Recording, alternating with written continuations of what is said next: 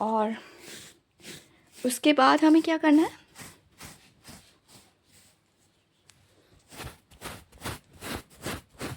सी इसके बाद हमें इसको धूप में सूखने के लिए डाल देना है.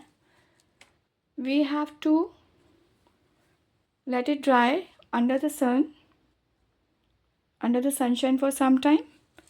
और अगर धूप नहीं है तो आप इसको वैसे ही टांग देना ताकि इसको हवा लग जाए. In case if there is no sunshine, there is no sun, then also it's okay, you can just let it hang over there so that it can have certain kind of wind over it, और उससे पूरा ये साफ़ हो जाएगा.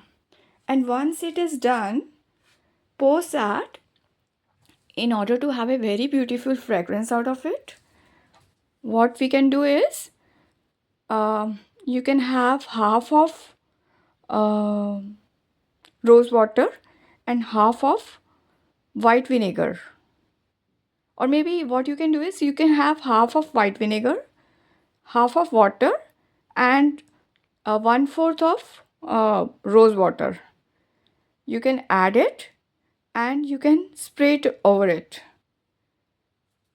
I'm not doing right now because I have to just let it, keep it over here for some time, and post that I have to keep it under the sun so as to have certain kind of wind and sun rays over it.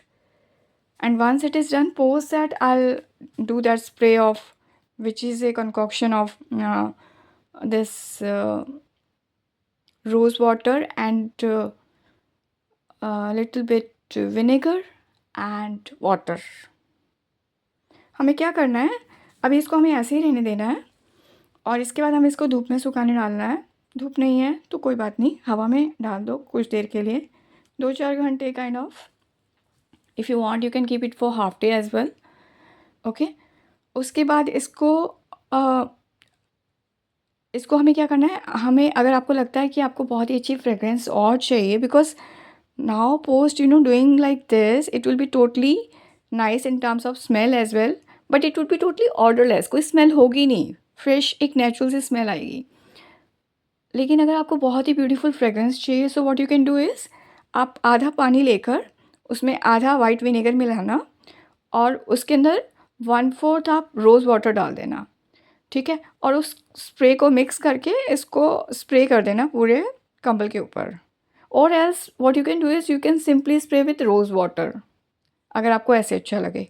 और अगर आपके पास rose water नहीं भी है, then also it's all right. What you can do is you can take half of water, half of vinegar, and then in addition you can pour few drops of any kind of diffused oil.